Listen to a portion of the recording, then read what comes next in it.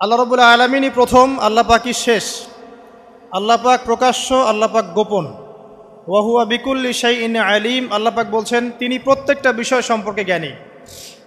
সূরা হাদিদ আয়াত নাম্বার 3। তো আমরা বুঝতে পারছি যখন কোনো কিছু ছিল না তখন আল্লাহ রাব্বুল আলামিন ছিলেন, আবার যখন কিছু থাকবে না তখন আল্লাহ পাক থাকবেন। কুল্লু মান আলাইহা ফান ওয়া ইয়াবকা ওয়াজহু রাব্বিকা যুল জালালি ওয়াল ইকরাম। সমস্ত কিছু ফানা হয়ে যাবে, শুধুমাত্র আল্লাহ রাব্বুল আলামিনের সত্তা, জাত এটা বাকি থাকবে। তার মানে আল্লাহ পাকই শুরু, আল্লাহ পাকই শেষ। আল্লাহর কোনো শুরু নাই, আল্লাহর কোনো শেষ নাই। এখন কেউ যদি প্রশ্ন করে যে আল্লাহ সব কিছু সৃষ্টি করেছেন, তাহলে আল্লাহকে কে সৃষ্টি করলো? নাউজুবিল্লাহ। তো তখন আমরা বলবো যে যদি কেউ আল্লাহকে সৃষ্টি করতো তাহলে তো সেই সৃষ্টিকর্তা হয়ে যেত, তাই নয় কি? এইভাবে এক এক করে যদি আমরা পিছনের দিকে যেতে থাকি তাহলে একটা পর্যায়ে গিয়ে তো আমাদেরকে থামতে হবে। তো আমরা যেখানে গিয়ে থামছেন সেটাই হচ্ছে আল্লাহ রাব্বুল আলামিন। আল্লাহ পাকের আগে কিছুই ছিল না, বরং অতীত, বর্তমান, ভবিষ্যৎ এটা সময়ের মধ্যে আছে, যে সময়ের মধ্যে আমরা বাস করছি। আল্লাহ রাব্বুল আলামিনের কাছে এরকম অতীত, বর্তমান, ভবিষ্যৎ কিছু নাই। আল্লাহ রাব্বুল আলামিন একা ছিলেন, তখন কিছুই ছিল না। আবার যখন সব কিছু ধ্বংস হয়ে যাবে আল্লাহ পাক একাই থাকবেন, আর কিচ্ছু থাকবে না। এখন আল্লাহ পাক সর্বপ্রথম সৃষ্টি করলেন আরশে আজিম। কি সৃষ্টি করলেন? এবং আরশটা পানির উপরে ছিল। কিসের উপরে? পানির উপরে। এরপরে আল্লাহ রাব্বুল আলামিন সৃষ্টি করেছেন কলম। আল্লাহ পাকের কাছে লাউহে মাহফুজ আছে। লাউহে মাহফুজ মানে সুরক্ষিত একটা ফলক। এখানে আল্লাহ পাক কলমকে বললেন লিখো। কলম বলল যে মাযা আকতুব, আমি কি লিখবো হে আল্লাহ? আল্লাহ পাক বললেন কিয়ামত পর্যন্ত যা যা হবে, শেষ দিন পর্যন্ত যা কিছু ঘটবে লিখে ফেলো। কলম লিখে ফেলেছে কিয়ামত পর্যন্ত কি কি হবে। অতএব আপনার রিজিক নিয়ে এত টেনশন করার কোনো দরকার নেই। বিয়ে শাদী হচ্ছে না, এই জন্য কবরে গিয়ে মানত করার কোনো দরকার নেই। সময় মতো হবে ইনশাআল্লাহ।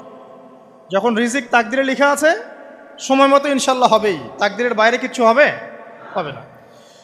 তো আল্লাহ পাক তাকদির লিখে ফেললেন। এমনকি লাউহে মাহফুজে কোরআনও লিপিবদ্ধ আছে। সূরা বুরুজ পড়েন নাই? বাল হুয়া কুরআনুম মাজিদ ফি লাউহিম মাহফুজ। লাউহে মাহফুজ থেকে কোরআন মাজিদ নাজিল করা হয়েছে প্রথম আসমানে। এরপর প্রথম আসমান থেকে আস্তে আস্তে ধাপে ধাপে বিভিন্ন ঘটনার পালাক্রমে রাসূলুল্লাহ সাল্লাল্লাহু আলাইহি ওয়াসাল্লামের কলবের মধ্যে জিবরাইল আলাইহিস সালামের মারফতে ওহী করা হয়েছে। এই হলো কোরআন, যেটা নাজিল হতে সময় লেগেছে 23 বছর। তো লাউহে মাহফুজ আল্লাহ রাব্বুল আলামিন সব লিখে ফেললেন। এভাবে 6 দিন, আল্লাহ পাকের হিসেবে 6 দিন কত লম্বা আল্লাহ ভালো জানেন। 6 দিনে আল্লাহ রাব্বুল আলামিন এরপর সৃষ্টি করলেন পুরো মহাবিশ্ব। পুরো মহাবিশ্ব বলতে আমি শুধু পৃথিবীর সৌরজগৎ বোঝাচ্ছি না। এই মঙ্গল, বুধ, শনি, বৃহস্পতি এইটুক না, এরকম হাজার হাজার সৌরজগৎ মিলে একটা গ্যালাক্সি হয়, আর হাজারটা গ্যালাক্সি মিলে গিয়ে একটা আসমান হচ্ছে, মহাকাশের একটা ছায়াপথ আসমান হচ্ছে।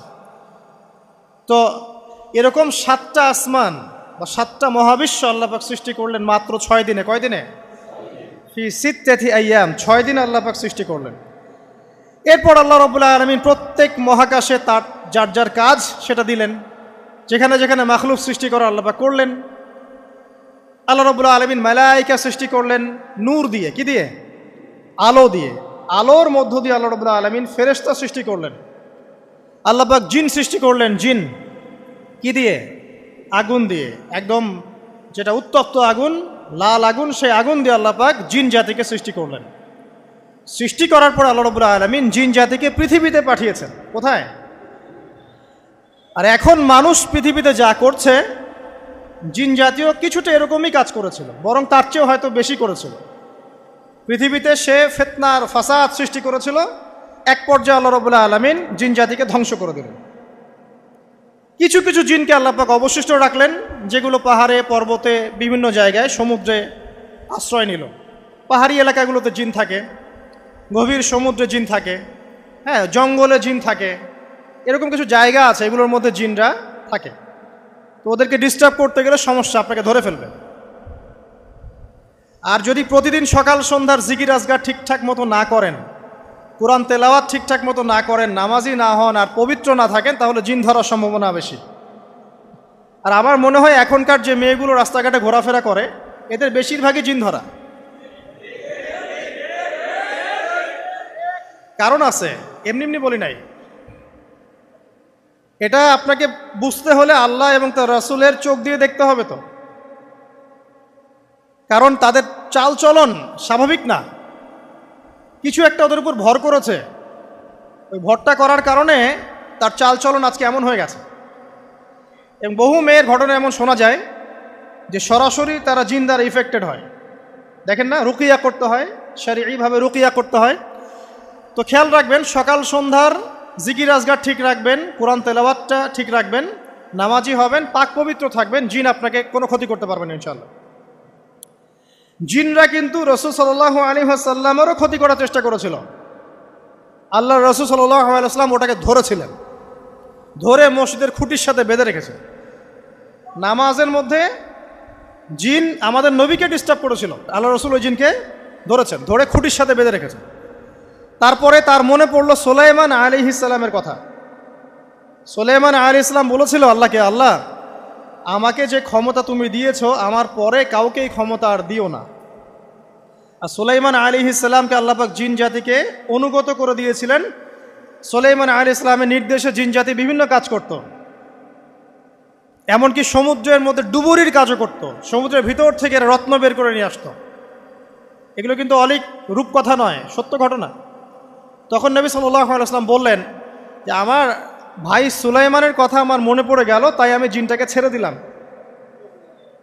তো আল্লাহ পাক জিন জাতিকে সৃষ্টি করে এই পৃথিবীতে পাঠানোর পর তারা এরকম ফিতনা এবং ফাসাদ সৃষ্টি করার পরে আল্লাহ পাক ওদেরকে ধ্বংস করে দেন। দেওয়ার পরে আরও অনেক যুগ এবং অনেক শতাব্দী কেটে যায়। কত যুগ কত শতাব্দী আল্লাহ ভালো জানেন। অনেক লম্বা সময় পরে গিয়ে আল্লাহ রাব্বুল আলামিন ফেরেশতাদেরকে ডাকেন। কাদেরকে ডাকেন? তাদেরকে ডেকে বলেন, ওয়া ইয ক্বালা রাব্বুকা লিল মালায়েকা, স্মরণ করো নবী সেই সময়ের কথা যখন তোমার রব ফেরেশতাদেরকে ডাকলেন, ডেকে বললেন, ইন্নী জাইলুন ফিল আরদি খলিফা, হে ফেরেশতা মণ্ডলী, আমি পৃথিবীতে আমার খলিফা পাঠাতে চাই। কি পাঠাতে চাই ভাই? খলিফা। খলিফার দুটো অর্থ, একটা হচ্ছে ওই যে জিনরা যে চলে গেল, ওর স্থলাভিষিক্ত হয়ে আরেকটা জাতি, স্থলাভিষিক্ত হওয়া। আরেকটা ব্যাখ্যা হচ্ছে খলিফা শব্দের মানে হচ্ছে যে ব্যক্তি আল্লাহ পাকের বিধান অনুযায়ী পৃথিবীতে বিচার ফয়সালা করে, সে আল্লাহর খলিফা। আমি কি বুঝাতে পারছি? আল্লাহ পাক ফেরেশতাদেরকে বললেন, আমি পৃথিবীতে আমার খলিফা পাঠাতে চাই, প্রতিনিধি, এবং যে আল্লাহর বিধান দ্বারা বিচার ফয়সালা করে। তখন ফেরেশতারা বলছেন, ক্বালু, ফেরেশতারা বলছেন, আতাজআলু ফিহা মান ইউফসিদু ফিহা ওয়া ইয়াসফিকুদ দিমা, হে আল্লাহ, আপনি কি এমন কোন সৃষ্টিকে আবার পৃথিবীতে পাঠাতে চান যে পৃথিবীতে গিয়ে ফিতনা ফাসাদ সৃষ্টি করবে অথবা রক্তপাত ঘটাবে? ফেরেশতারা এই কথা কিভাবে বলতে পারলো? হ্যাঁ, জিন জাতির অভিজ্ঞতার আলোতে। ঠিক আছে? তখন আল্লাহ পাক বলছেন, ইন্নী আ'লামু মা লা তা'লামুন, দেখো আমি যা জানি তোমরা তা জানো না। মানে তারা ফিতনা ফাসাদ সৃষ্টি করতে পারে, কিন্তু আমার কিছু মুখলেস বান্দা থাকবে যারা এই পথে পা বাড়াবে না। আচ্ছা, এবার আল্লাহ রাব্বুল আলামিন আদম আলাইহিস সালামকে সৃষ্টি করলেন। আল্লাহ পাক নিজের হাত দিয়ে আদম আলাইহিস সালামকে সৃষ্টি করেছেন। সূরা সদের মধ্যে আল্লাহ পাক বলেছেন, দেখুন, মহাবিশ্বের কোনো সৃষ্টির ব্যাপারে বলা হয়নি যে খলাকতু বিয়াদাই, আমি নিজ হাতে তাকে সৃষ্টি করেছি। শুধুমাত্র আদম আলাইহিস সালাম, আমাদের পিতার ক্ষেত্রে বলা হয়েছে খলাকতু বিয়াদাই, আমি নিজ হাতে তাকে সৃষ্টি করেছি। কত সম্মান, কত ভালোবাসা, তাই না? এবার আল্লাহ রাব্বুল আলামিন আদম আলাইহিস সালামকে সমস্ত নাম শিক্ষা দিলেন। সমস্ত নাম মানে কি? ওয়াল্লামা আদামাল আসমাআ কুল্লাহা, আল্লাহ পাক বলছেন, এরপর আমি আদম আলাইহিস সালামকে মহাবিশ্বের যত জ্ঞান আছে সমস্ত নাম শিক্ষা দিয়ে দিলাম। সুবহানাল্লাহ।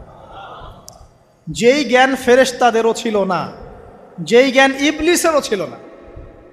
ইবলিস কিন্তু অনেক জ্ঞানী ছিল, অনেক বড় আবেদ ছিল, সে দীর্ঘদিন আল্লাহর ইবাদত করেছে, কিন্তু এই জ্ঞান কিন্তু তারও ছিল না, ফেরেশতাদেরও ছিল না। সুম্মা আরাদাহুম আলাল মালাইকা, এরপর আল্লাহ রাব্বুল আলামিন আদম আলাইহিস সালামকে ফেরেশতাদের সামনে নিয়ে আসলেন, উপস্থাপন করলেন। মহাবিশ্বের ঘটনা, এটা ঘটছে, চিন্তা করেন, এটা কিন্তু ঘটেছে আগে, অতীত। এবার সমস্ত ফেরেশতার সামনে আদম আলাইহিস সালামকে নিয়ে আসা হচ্ছে। এবার বলা হচ্ছে যে, হে ফেরেশতারা, তোমরা এই নামগুলো বলে দাও দেখি, তোমরা যদি সত্যবাদী হও। তো ফেরেশতারা বলছেন, লা ইলমা লানা ইল্লা মা আল্লামতানা, হে আল্লাহ, আপনি আমাদেরকে যা শিখিয়েছেন এর বাইরে তো কোনো জ্ঞান নাই আমাদের। তারপর আল্লাহ পাক আদমকে বললেন আলাইহিস সালাম, হে আদম, তুমি সব নাম বলে দাও দেখি। এরপর আদম আলাইহিস সালাম সমস্ত নাম একটা একটা করে বলে দিলেন। তাহলে আমাদের পিতা জ্ঞানী ছিলেন, নজ্ঞ ছিলেন? আর আমরা তার সন্তান হিসেবে জ্ঞানী না অজ্ঞ? এটা আমাদের শোভা পায়। আমাদের পিতা ছিলেন মহাবিশ্বের সবচেয়ে জ্ঞানী সত্তা। আল্লাহ রাব্বুল আলামিন তাকে জ্ঞান শিক্ষা দিয়েছেন, সমস্ত জ্ঞান। তবে তার সমস্ত জ্ঞান আর এই মহাবিশ্বের সমস্ত জ্ঞান আল্লাহর জ্ঞানের তুলনায় কতটুকু জানেন? একটা সমুদ্রের মধ্য থেকে এক ফোঁটা পানি উঠালে যেমন হয়, পুরো মহাবিশ্বের জ্ঞান আল্লাহর জ্ঞানের সামনে এতটুকু। আল্লাহ পাকের জ্ঞান এত অসীম, পুরো মহাসাগরের মধ্য থেকে এক ফোঁটা পানি তুললে, ওই যে এক ফোঁটা পানি তুললেন, এটা মহাবিশ্বের জ্ঞান। আর বাকি সমস্ত পানি এটা আল্লাহ পাকের জ্ঞান। ঠিক দুনিয়ার জীবনের এক্সাম্পলটা এমনই। একটা সাগরের মধ্যে আঙ্গুল ডুবালে, আঙ্গুল উঠালে যতটুকু পানি আঙ্গুলে বেঁধে থাকে, এটা দুনিয়া। আর পুরো মহাসাগরটাই হচ্ছে কি? আখিরাত। নবীজি বলছেন সাল্লাল্লাহু আলাইহি ওয়াসাল্লাম, একটা মৃত গাধাকে দেখে বলছেন, সাহাবীরা, তোমরা কি কেউ এই গাধাটাকে 1 দিরহামের বিনিময়ে কিনবে? কান কাটা, মৃত, গলে আছে, এই গাধাটাকে কিনবা 1 দিরহাম দিয়ে? সাহাবীরা বলছেন, মাংনা দিলেও তো কিনবো না। ইয়া রাসূলুল্লাহ, যদি ফ্রিও কেউ দেয়, বিনামূল্যে দেয়, তাও তো নিব না। তখন নবী সাল্লাল্লাহু আলাইহি ওয়াসাল্লাম বলছেন, এটাই হচ্ছে আল্লাহর কাছে দুনিয়ার এক্সাম্পল। ওই মৃত গাধা তোমাদের কাছে যতটা না ইম্পর্টেন্ট, যতটুকু মূল্য রাখে, আল্লাহর কাছে এই দুনিয়া তার চেয়েও কম মূল্য রাখে। তো এই দুনিয়াতে তো সব ফয়সালা হবে না। আমরা তো হতাশ হয়ে যাই না যে দুনিয়াতে এমন কেন, এটা কেন, ওইটা কেন। দুনিয়া এটারই জায়গা। দুনিয়া সব কিছুর কনক্লুশনের জায়গা না, সব কিছুর পরিসমাপ্তির জায়গা হচ্ছে কিয়ামতের মাঠ। ওই দিন যে সফল সে সফল, যে ব্যর্থ সে ব্যর্থ। দুনিয়ার বাড়ি গাড়ি, স্ট্যাটাস, চাকরি বাকরি, ইজ্জত সম্মান, এটা সাফল্য ব্যর্থতার মানদণ্ড নয়, চূড়ান্ত মানদণ্ড নয়। চূড়ান্ত মানদণ্ড কি? ফামান যুহজিহা আনিন নার ওয়া উদখিলাল জান্নাহ ফাকাদ ফাজ। যাকে জাহান্নাম থেকে বাঁচানো হবে, জান্নাতে প্রবেশ করানো হবে, পুলসিরাত পার হতে পারবে, এই একমাত্র ব্যক্তি সফল। তো সাফল্যের সংজ্ঞাটা জেনে রাখবেন, তাহলে আপনি দুনিয়াতে হতাশ হবেন না ইনশাআল্লাহ তাআলা। এবার কি হলো, যখন আদম আলাইহিস সালাম সমস্ত নাম শিক্ষা দেওয়া সমস্ত নাম বলে দিলেন, এখানে নাম মানে কিন্তু খালি নাম নয়, জ্ঞান বলে দিলেন, তখন আল্লাহ রাব্বুল আলামিন ফেরেশতাদেরকে বললেন, তোমরা সবাই এখন আদমকে সিজদা করো। ওয়া ইয কুলনা লিল মালাইকাতি ইসজুদু লি আদম। আল্লাহ পাক এবার বলছেন, আমি সমস্ত মালায়েকাকে বললাম তোমরা আদমকে সিজদা করো। ফাসাজাদু, সবাই সিজদা করলো, ইল্লা ইবলিস, ইবলিস সিজদা করলো না। কেন করলে না? ইবলিসকে বলা হচ্ছে, ইয়া ইবলিস মা মানাকা আল্লা তাসজুদা ইয আমারতুক, তোমাকে কে নিষেধ করলো সিজদা করতে ওই আদমকে যাকে আমি আদেশ করেছি? কে নিষেধ করলো? তখন ইবলিস বলছে, খলাকতানি মিন নার ওয়া খলাকতাহু মিন তিন, আমাকে সৃষ্টি করেছেন আগুন দিয়ে আর আদমকে সৃষ্টি করেছেন মাটি দিয়ে, আমি কিভাবে তাকে সিজদা করতে পারি? ইবলিস বলতে চাইলো যে আপনি যে বলছেন আদমকে সিজদা করো, আদম তো মাটির তৈরি, আমি তো আগুনের তৈরি, তাহলে আপনি ভুল বলছেন। নাউজুবিল্লাহ। আগুন কেন মাটির সামনে নত হবে? মাটি আগুনের সামনে নত হওয়া উচিত। তার কেয়াস হচ্ছে এমন। কেয়াস মানে কি? তার এটা কি? হ্যাঁ, তার এটা যুক্তি, তার এটা যুক্তি এবং দর্শন যে আমি কেন তাকে সিজদা করব? আমি তো আগুনের তৈরি আর আদম হচ্ছে মাটির তৈরি। তো খলাকতাহু মিন নার ওয়া খলাকতানি মিন তিন, খলাকতানি মিন নার ওয়া খলাকতাহু মিন তিন, আমাকে সৃষ্টি করেছেন আগুন দিয়ে, আদমকে সৃষ্টি করেছেন মাটি দিয়ে। আবা ওয়াস্তাকবারা, আল্লাহ পাক বলছেন সে উদ্ধত হলো এবং অহংকার প্রদর্শন করলো। আর আল্লাহ পাক অনেক কিছু মাফ করে দেন, কিছু কিছু বিষয় আল্লাহ পাক মোটেই পছন্দ করেন।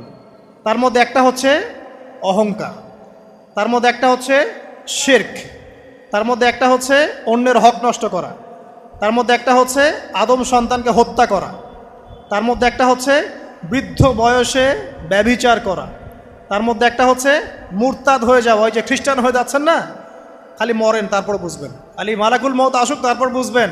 আল্লাহ রাব্বুল আলামিন বলছেন তার রাসূলের মাধ্যমে, কেউ যদি সাক্ষ্য দেয় আল্লাহ ছাড়া কোনো মাবুদ নাই, মুহাম্মদ সাল্লাল্লাহু আলাইহি ওয়াসাল্লাম শেষ নবী, ঈসা ইবনে মারইয়াম আল্লাহর প্রেরিত নবী, আল্লাহর পুত্র নন, জান্নাত সত্য এবং জাহান্নাম সত্য, এই পাঁচটা বিষয় যদি কেউ সাক্ষ্য দেয় ইনশাআল্লাহ সে জান্নাতে যাবে, তার আমল যেমনই হোক না কেন। টাকার বিনিময়ে, চাকরির বিনিময়ে, সমাজসেবার নামে আর চিকিৎসার নামে ইমান বিক্রি করে ফেললেন, সুবহানাল্লাহ সুবহানাল্লাহ। তোমাদের এই পৃথিবীতে বেঁচে থাকার চাইতে মাটির তলে চলে যাওয়া ভালো। আবর্জনার কোনো প্রয়োজন নাই আল্লাহর এই জমিনে। এই মুসলিম উম্মার আবর্জনার কোনো প্রয়োজন নাই। এই মুসলিম উম্মার ইমানদার সাহসী তরুণ প্রজন্মের দরকার। আল্লাহ পাক কবুল করুন, আমিন। এরপরে কি হলো? ইবলিস সেজদা করলো না, আবা ওয়াস্তাকবার, সে উদ্ধত হলো এবং অহংকার প্রদর্শন করলো। এবার আল্লাহ পাক জিজ্ঞাসা করলেন, কেন করলে না, কেন করলে না? সে বলল যে আগুন দিয়ে সৃষ্টি করেছেন আমাকে, তাকে সৃষ্টি করেছেন আপনি মাটি দিয়ে, সো আপনি ভুল আমি সঠিক, আমি কেন তাকে সেজদা করব? আল্লাহ পাক তখন আর তার প্রতি রহম করলেন না। আল্লাহ পাক তখন তাকে বলছেন ফখরুজ মিনহা, এখান থেকে বেরো। আল্লাহ পাক যেমন গফুর রহিম আরহামুর রহিমিন, ঠিক তেমনি আল্লাহ পাক শাদীদুল ইকাব, কঠিন শাস্তিদাতাও বটে। আল্লাহ পাক শুধু কি দয়াই করবেন, শাস্তি দিবেন না? দিবেন। ফখরুজ, অপদস্থ হয়ে লাঞ্ছিত হয়ে এখান থেকে বের হয়ে যাও। এখানে অহংকার করার অধিকার তোমাকে দেয়া হয় না, এখান থেকে বের হয়ে যাও। এবার ইবলিস বের হয়ে যাচ্ছে। বের হয়ে যাওয়ার সময় ইবলিস বলছে রব্বি, কি বলছে? রব্বি। দেখেন ইবলিস আল্লাহকে বলছে রব্বি, মানে ইবলিস আস্তিক। ইবলিস কি আস্তিক? ইবলিস আল্লাহ বিশ্বাস করে। ইবলিস বলছে রব্বি, হে আমার রব, আনজিরনি ইলা ইয়াউমি ইউবআসুন, আমাকে কিয়ামত দিবস পর্যন্ত অবকাশ দেন। আমাকে তো বের করে দিচ্ছেন, ঠিক আছে, আমাকে কিয়ামত দিবস পর্যন্ত অবকাশ দেন। শব্দ চয়ন হচ্ছে রব্বি, হে আমার রব, মানে ইবলিস কিন্তু নাস্তিক না। তাহলে এখন যারা এই যে এথিজমে বিশ্বাস করছেন, আসলে এরা কেউ নাস্তিক না, এরা ইসলাম বিদ্বেষী। কখনো দেখবেন না তাদেরকে অন্য ধর্মের কোনো বিষয় নিয়ে কটু মন্তব্য করছে, প্রশ্ন উত্থাপন করছে, এমনটা খুব কমই দেখবেন। এদের যত মাথা ব্যথা ইসলাম নিয়ে। এখানে দেখেন ইবলিসের কথা বলছি, ইবলিস কিন্তু আস্তিক। ইবলিস কি বলছে? রব্বি আনজিরনি ইলা ইয়াউমি ইউবআসুন, হে আমার রব।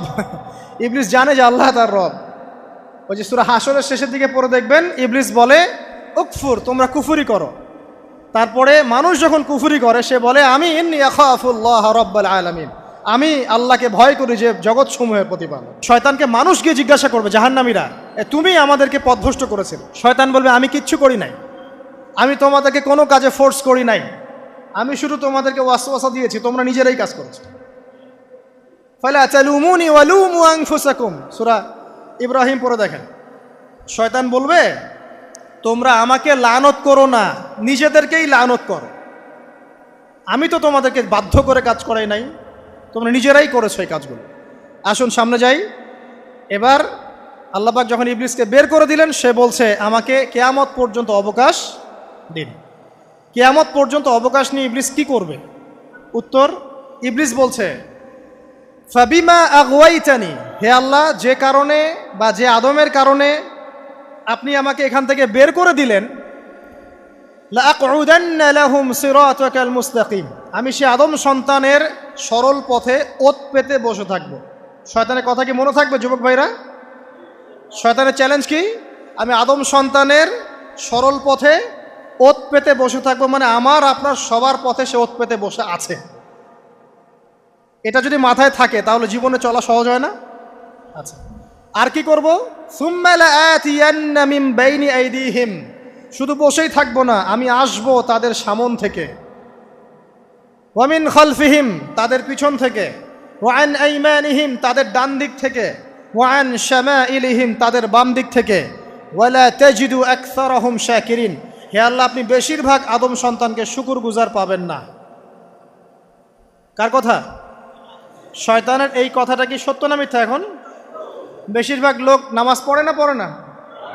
পড়ে পড়ে না। বেশিরভাগ মুসলিমের দাড়ি আছে না নাই? বেশিরভাগ মুসলিম সুদ খায় না খায় না? এখন বেশিরভাগ তরুণ প্রজন্মের জেনায় আছে না নাই? পর্নোগ্রাফি সবাই দেখে না দেখে না?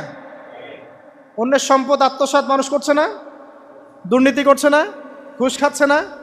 ইসলামের বিধান 100% পালন করে কত পার্সেন্ট মানুষ? খুব কম।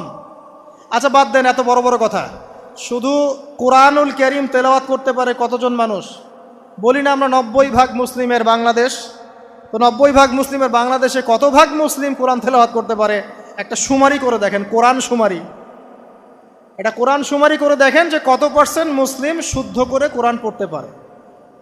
যারা পড়তে জানে তাদেরও পড়া যে কত ভুল আছে, আলেম ওলামার কাছে গেলে বুঝতে পারবেন। আর এই ভুলের কারণে যে অর্থ কত পরিবর্তন হচ্ছে আপনি তো জানেনই না। তো এই যে শয়তান বলেছে ওয়ালা তাজিদু আকসারাহুম শাকিরিন, আপনি বেশিরভাগকেই শুকরগুজার পাবেন। তো কথা সত্য না মিথ্যা? দেখেন, ও কিন্তু তার মিশনের মধ্যে ঠিকই আছে। কথা যে সত্য তার প্রমাণ সহিহ বুখারীর একটা হাদিস, যেটা 4 বার এসেছে বুখারীর মধ্যে, যে আদম আলাইহিস সালামকে ডাকা হবে কিয়ামতের মাঠে, ডেকে বলা হবে তোমার সন্তানদের মধ্য থেকে জাহান্নামীদেরকে আলাদা করে দাও। আদম আলাইহিস সালাম বলবেন কতজনকে আলাদা করে দিব? আল্লাহ পাক বলবেন প্রতি 1099 জনকে জাহান্নামের জন্য আলাদা করে দাও। শয়তানের কথা ঠিক না বেঠিক? এবার আল্লাহ রাব্বুল আলামিন তাকে বের করে দিলেন। ইবলিস এবার বের হয়ে গেল, চ্যালেঞ্জও করলো। এবার আল্লাহ পাক আদম আলাইহিস সালামকে ডেকে বলছে ইয়া আদম, এবার আদম আলাইহিস সালামের এই যে পাজর মানে বুকের পাজর, এখান থেকে তার সঙ্গিনীকে সৃষ্টি করা হলো। কারণ আদম আলাইহিস সালাম একাকী ছিলেন, একা কি থাকা যায়? একা থাকতে কষ্ট হয় না? একজন জীবন সঙ্গী লাগে না? তো আদম আলাইহিস সালামের এই বাম পাজরের হাড় থেকে হাওয়া আলাইহিস সালামকে সৃষ্টি করা হলো। সৃষ্টি করার পর আরও একটা ঘটনা আছে যে আল্লাহ রাব্বুল আলামিন আদম আলাইহিস সালামের পিঠের যে অংশটুকু আছে, এই অংশটুকু থেকে আগামীতে যত আদম সন্তান আসবে সবাইকে ছোট ছোট পিঁপড়ার আকৃতিতে সামনে নিয়ে দেখালেন। সুবহানাল্লাহ। যত আদম সন্তান আসবে আল্লাহ পাক সবাইকে আদমের সামনে দেখালেন এবং বললেন এই যে শুভ্র অংশ যারা, মানে সাদা অংশ যারা, তারা তোমার সন্তানদের মধ্য থেকে সবাই জান্নাতি। আর তোমার এই যে বাম পাশে যেগুলো কালো কালো ছোট ছোট আকৃতি দেখছো, এগুলো সব তোমার সন্তানদের মধ্য থেকে জাহান্নামী। আমরা দোয়া করি আমরা তাদের অন্তর্ভুক্ত না হই। এবার আল্লাহ পাক সবাইকে বললেন, সূরা আরাফের মধ্যে আসছে 182 নম্বর আয়াতে মনে হয়, আল্লাহ পাক বলেন আলাস্তু বিরব্বিকুম, হে আদমের সন্তানরা আমি কি তোমার রব নই? আমি কি তোমাদের রব নই? আলাস্তু বিরব্বিকুম, আমি কি তোমাদের রব নই? আলাস্তু বিরব্বিকুম, আমি কি তোমাদের রব নই? আমরা সবাই তখন বলেছিলাম বালা ইয়া রব্বি, অবশ্যই আপনি আমাদের রব। আমরা এখন ভুলে গেছি না? আমরা সবাই এই সাক্ষী দিয়ে আসছি রুহের জগতে। আর রুহের জগৎ বলে একটা জগৎ আছে, অনেক জগৎ আছে। রুহের জগৎ একটা, দুনিয়ার জগৎ একটা, জিন জাতির জগৎ আলাদা, বারজাখ পরকালে যে কবরে রাখার পরে বারজাখের জগৎ একটা, আর দারুল করার যেটা হবে একদম জান্নাত জাহান্নাম, ওটা আরেকটা জগৎ। এই যে মহাবিশ্ব যে সম্প্রসারিত হচ্ছে, এক এক গ্যালাক্সিতে এক একটা জগৎ না, এরকম বহু জগৎ আছে। রুহের জগতে আমরা এই ওয়াদা আল্লাহর কাছে করে এসেছি, এটাকে আহদে আলাস্তু বলে। কি বলে?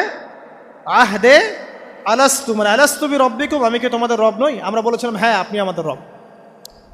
একটা মজার কথা আছে এখানে, যখন আদম আলাইহিস সালাম দেখছিলেন তার সন্তানদেরকে সাদা সাদা আকৃতি ছোট ছোট, এর মধ্যে একটা সন্তানকে দেখে, একজন সন্তানকে দেখে তার প্রচণ্ড ভালো লেগেছিল এবং তিনি অত্যন্ত সুদর্শন ছিলেন। তাকে দেখে তার প্রচণ্ড রকম ভালো লেগেছিল। আল্লাহ পাককে তিনি জিজ্ঞাসা করলেন, হে আল্লাহ, আমার সন্তানদের মধ্যে একে, এই সুন্দর সন্তান কে? আল্লাহ পাক বললেন সে হচ্ছে তোমার সন্তান দাউদ। কি নাম? দাউদ আলাইহিস সালাম। আর আপনাকে বলে রাখি, আদম আলাইহিস সালামের ব্যাপারে যেমন আল্লাহ পাক বলেছেন আদম আমার খলিফা, ঠিক দাউদ আলাইহিস সালাম সম্পর্কেও আল্লাহ পাক বলেছেন দাউদ আমার খলিফা। বুঝতে পারলেন?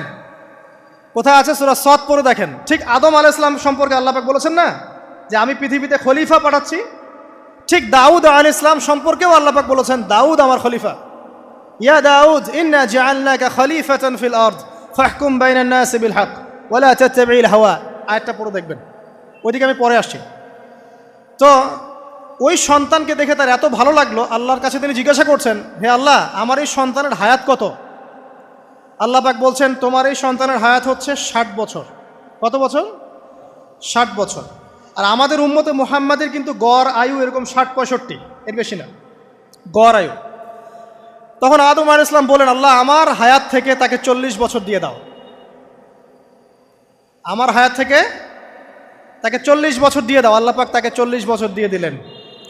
তাই আদম আলাইহিস সালামের 1000 বছর হায়াত হয়ে গেল 960 বছর, আর দাউদ আলাইহিস সালামের 40 বছর হায়াত হয়ে গেল 100 বছর। এখন আসেন এই জায়গায় যে আদম আলাইহিস সালাম এবং দাউদ আলাইহিস সালাম দুইজনকে আল্লাহ পাক কি বলেছেন? খলিফা। খলিফা কে? খলিফা কাকে বলে? এটা একটু শুনে নি ছোট্ট করে। সূরা সদ পড়বেন 24 কি 26 নম্বর আয়াত। আল্লাহ পাক বলছেন, ইয়া দাউদ, হে দাউদ, খলিফার কাজ কি এটা শোনেন। হে দাউদ, ইন্না জাআলনাকা খলিফাতান ফিল আরদ, নিশ্চয়ই আমি আল্লাহ তোমাকে পৃথিবীতে খলিফা করেছি। কি করেছি? খলিফা করেছি। তোমার কাজ কি? ফাহকুম বাইনান নাসি বিল হক, মানুষের মাঝে আল্লাহর বিধান দ্বারা হকের মানদণ্ডে বিচার ফয়সালা করবে। তাহলে আল্লাহর খলিফার দায়িত্ব কি? আল্লাহর বিধান দ্বারা বিচার ফয়সালা করা। ওয়ালা তাত্তাবিল হাওয়া, তুমি নিজের প্রবৃত্তির অনুসরণ করবে না। ফায়ুদিল্লাকা আন সাবিলিল্লাহ, তাহলে তোমাকে এটা সরল পথ থেকে বিচ্যুত করে দেবে। ইন্নাল্লাযীনা ইউদিল্লুনা আন সাবিলিল্লাহ, নিশ্চয় যারা আল্লাহর পথ থেকে বিচ্যুত হয়ে যায়, লাহুম আযাবুন শাদীদ, তাদের জন্য কঠিন শাস্তি আছে। বিমা নাসু ইয়াউমাল হিসাব, এই কারণে যে তারা হিসাবের দিনটা ভুলে গেছে। এই আয়াত থেকে খলিফার ফাংশন বুঝতে পারলেন? খলিফার ফাংশন কি? আপনি যা ইচ্ছা তাই ফয়সালা করবেন, নিজের মন গড়া যা ইচ্ছা রচনা করবেন। ফাহকুম বাইনান নাসি বিল হক, মানুষের মধ্যে হকের মানদণ্ডে বিচার ফয়সালা করো। হকটা কি জিনিস? আমার দর্শন হক, আমার ফিলোসফি হক, আমার যুক্তি, আমার বিজ্ঞান, এগুলোই হকের মানদণ্ড। হকের মানদণ্ড কি?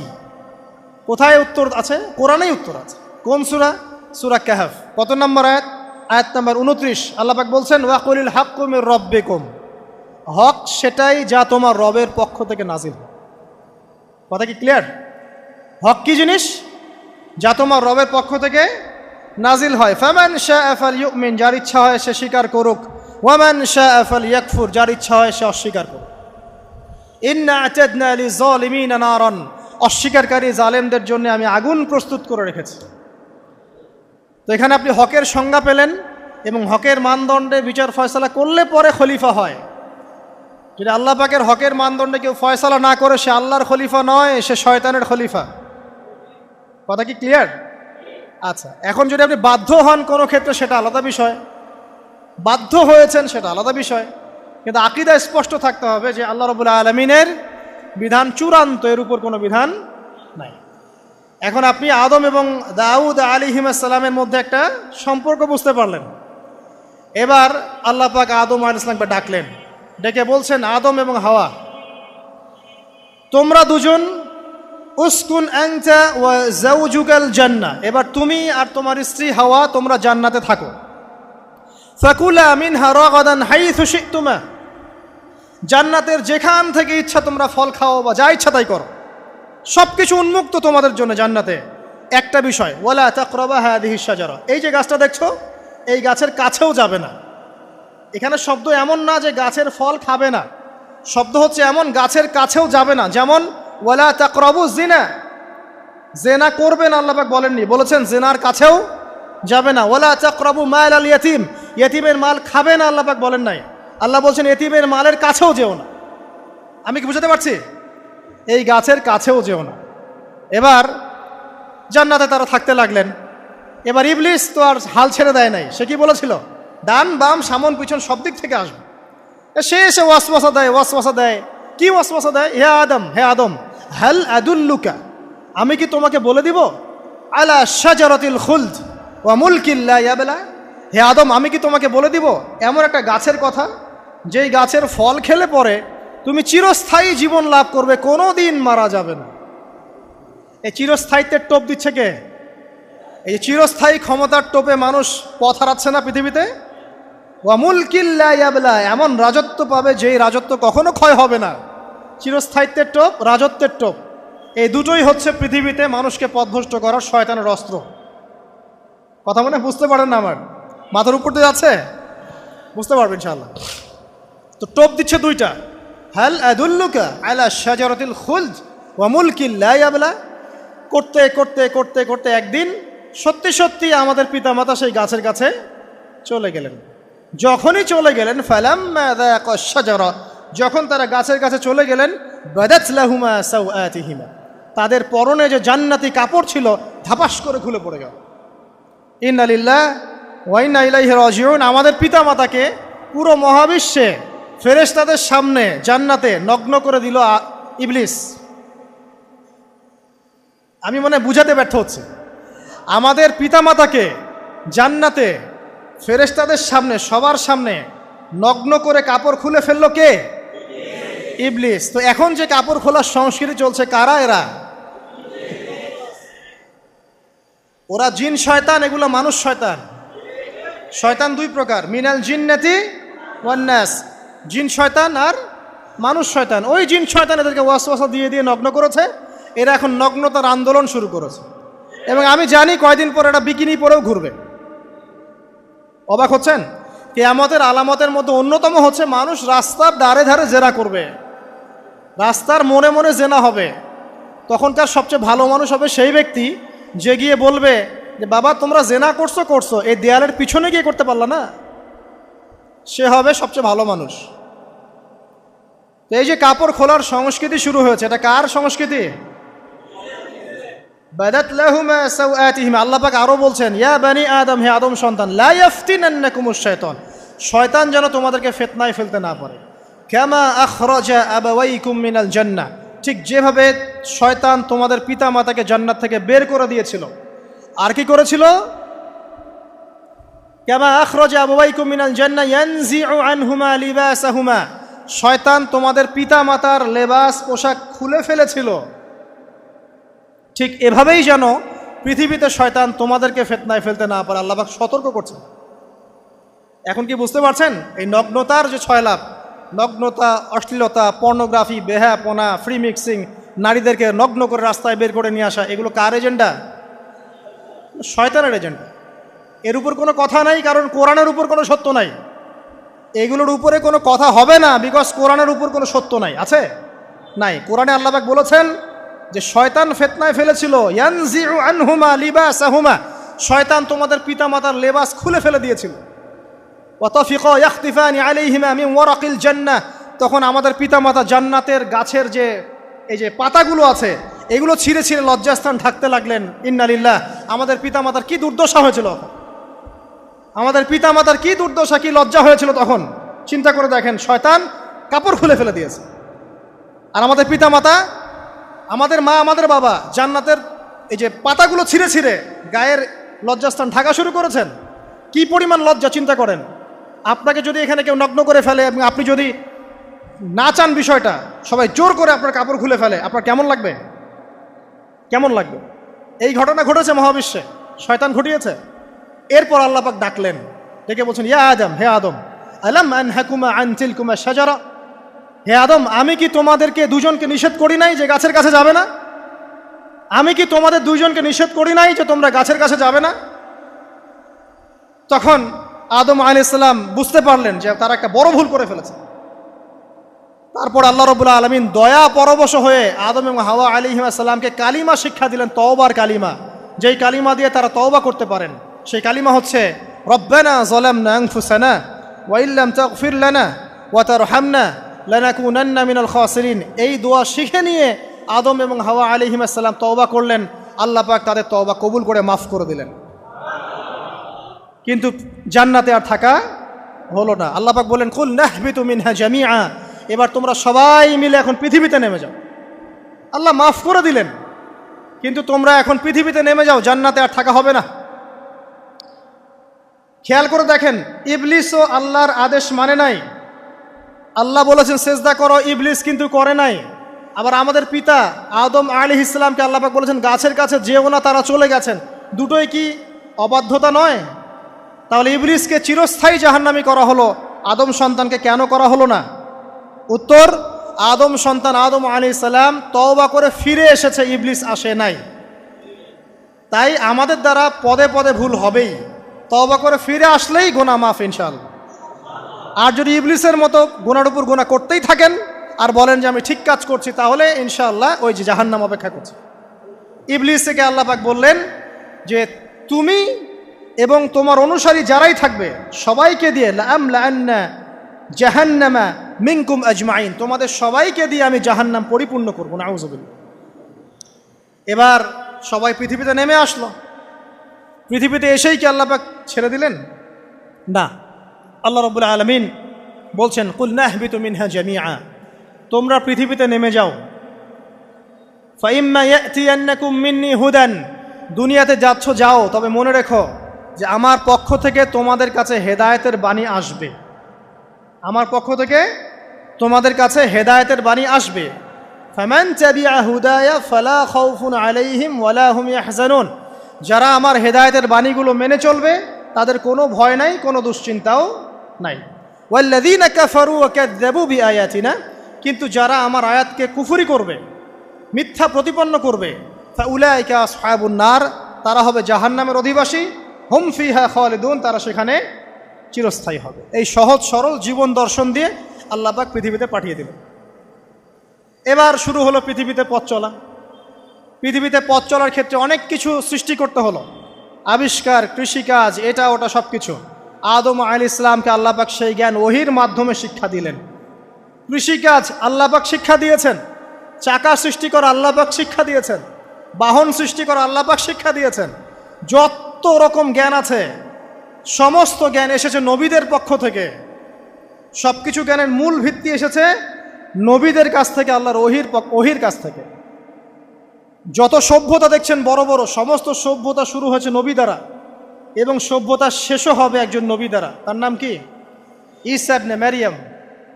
আদম আলাইহিস সালাম আল্লাহর দেয়া শিক্ষায় শিক্ষিত হয়ে দুনিয়াতে চলতে লাগলেন এবং তওবা ইস্তেগফার করতে লাগলেন, কাঁদতে লাগলেন। দীর্ঘকাল তারা ক্রন্দন করেছেন। কি কারণে? ওই যে একটা ভুল তারা করে ফেলেছে। দুনিয়াতে এসে ক্রন্দন করতে করতে করতে করতে আল্লাহ রাব্বুল আলামিন এক পর্যায়ে তওবা কবুল করে ফেললেন। এবার সামনে যান। তাদের সন্তান হলো হাবিল এবং কাবিল। নাম শুনেছেন? শোনেন নাই? হাবিলের কুরবানি কবুল হয়, কাবিলের কুরবানি কবুল হচ্ছে না। বিকজ কাবিল এর কুরবানির মধ্যে ইখলাস নাই। ভাইয়ের কুরবানি কেন কবুল হচ্ছে, আমারটা কেন হচ্ছে না? হিংসার বশবর্তী হয়ে কাবিল হাবিলকে হত্যা করে ফেলল। নবী পরিবারের সদস্য হয়েও কাবিল এরকম অন্যায় করে ফেলল। আর কি হলো? রাসূল সাল্লাল্লাহু আলাইহি সাল্লাম বলেছেন, পৃথিবীতে যত মানুষ অন্যায়ভাবে নিহত হবে, পৃথিবীতে যত মানুষ অন্যায়ভাবে খুন হবে, সমস্ত খুনের পাপের একটা অংশ কাবিলের আমলনামায় যুক্ত হবে। কারণ সেই প্রথম খুন চালু করেছে। এই যে আজকে গুনাহে জারিয়া চালু করছেন না, সুদী এনজিও, সুদী সমিতি, সিনেমা হল, এইটা ওইটা, মদের বার, যত গুনাহে জারিয়া চালু করছেন, মৃত্যু হবে, কবরে যাবেন ঠিকই, কিন্তু গুনাহ কমবে না ইনশাআল্লাহ। মনে করেন একজন নগ্ন ছবিতে অভিনয় করেছে, ঠিক আছে, এখন নাই পৃথিবীতে, বা কেউ অশ্লীল গান বাজনা করে দুনিয়া থেকে বিদায় নিয়েছে, দুনিয়াতে তার গান এখনও বাজছে, সে কবরে শুয়ে শুয়েই সেই গোনাগুলো পাচ্ছে। ঠিক আপনি যদি এখন ভালো কোনো কাজ করেন, দিনই কোনো ভালো কাজ করেন, মসজিদ হোক, মাদ্রাসা হোক, ইয়েতিমখানা হোক, বিধবাদের কোনো প্রকল্প হোক, বৃদ্ধাশ্রম হোক, মানবতার কোনো কল্যাণমূলক কাজ হোক, মৃত্যুর পরেও ইনশাল্লাহ আপনি নেকি পেতে থাকবেন। সদকায়ে জারিয়া আর গুনাহে জারিয়া ভালো করে বুঝবেন। একটা গুনাহ করে মাফ নেওয়া আলাদা বিষয়, আর গুনাহ চলতে থাকাটা আর একটা বিষয়। আল্লাহ আমাদেরকে হেফাজত করুন, আমিন। নবী পরিবার এগিয়ে গেল এবং তাদের সময়ে তারা শুধু ক্রন্দন করেছেন, ইবাদত করেছেন, আল্লাহর কাছে ইস্তেগফার করেছেন এবং ওই যে জান্নাতে ফিরে যাওয়ার জন্য তারা আপ্রাণ চেষ্টা করেছে। এক পর্যায়ে আদম আলাইহিস সালামের বয়স যখন 960 বছর হলো, আল্লাহ রাব্বুল আলামিন তাকে ওফাত দিলেন, তার ইন্তেকাল হয়ে গেল। ইন্না লিল্লাহি ওয়া ইন্না ইলাইহি রাজিউন। এরপরেও নবী পরিবার চলতে লাগলো, চলতে চলতে পরবর্তীতে আসলেন নূহ আলাইহিস সালাম, তারপরে ইব্রাহিম, আদ জাতি, তারপর সামুদ, তারপরে শুআয়ব, কওমে মাদিয়ান, মূসা, দাউদ, সুলাইমান, ইসহাক, ইয়াকুব। নবী পরিবার চলতেই লাগলো। এক পর্যায়ে ঈসা আলাইহিস সালামের পরে মুহাম্মদ সাল্লাল্লাহু আলাইহি ওয়াসাল্লামের মধ্য দিয়ে নবীদের সিলসিলা আল্লাহ পাক শেষ করে দিলেন। এভাবেই সভ্যতা এগিয়ে গেছে, এভাবেই আমাদের পিতামাতার হাত ধরে জ্ঞান পৃথিবীতে এসেছে।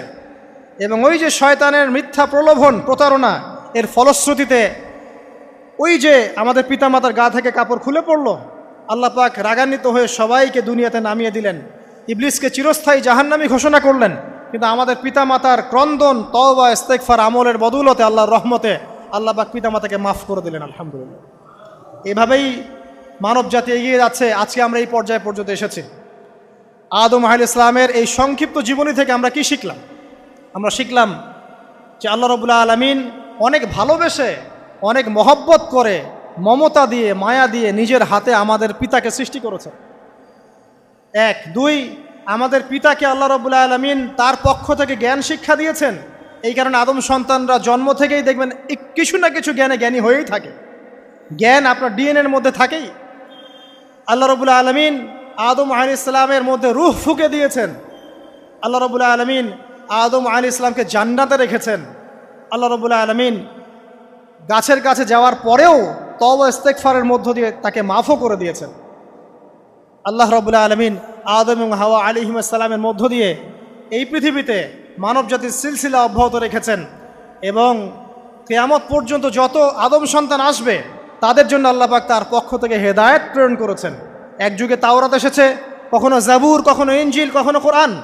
সর্বশেষ টেস্টামেন্ট হিসেবে কোরআন এসেছে। এখন যদি এই ওয়াহির বাণী, কোরআন এবং এর ব্যাখ্যা হাদিস আমরা মেনে চলি, ইনশাআল্লাহ তাআলা আমরা আবার সেই জান্নাতে ফিরে যাব যেখান থেকে আমাদেরকে নামিয়ে দেওয়া হয়েছে। আর যদি আমরা কোরআন এবং হাদিস বা আল্লাহর ওয়াহির পরোয়া না করি, এর আলোকে জীবন না গড়ি, তাহলে ওই ইবলিসের সাথেই আমাদেরকে জাহান্নামে থাকতে হবে, নাউযুবিল্লাহ। আল্লাহ রাব্বুল আলামিন আমাদের সবাইকে কোরআন এবং সুন্নাহ, আল্লাহর ওয়াহি মেনে চলার তৌফিক দান করুন এবং ইবলিসের খপ্পর থেকে আল্লাহ পাক আমাদেরকে বাঁচিয়ে রাখুন। ইবলিসের যত এজেন্ট আছে, ওদের যে দুরভিসন্ধি, ষড়যন্ত্র এবং শয়তানি ফাঁদ, এগুলো থেকে আল্লাহ পাক আমাদেরকে, আমাদের মা বোনদেরকে, আমাদের পরিবারের সদস্যদেরকে, আমাদের সমাজকে, রাষ্ট্রকে আল্লাহ পাক হেফাজত করুন, বাঁচিয়ে রাখুন, আমিন।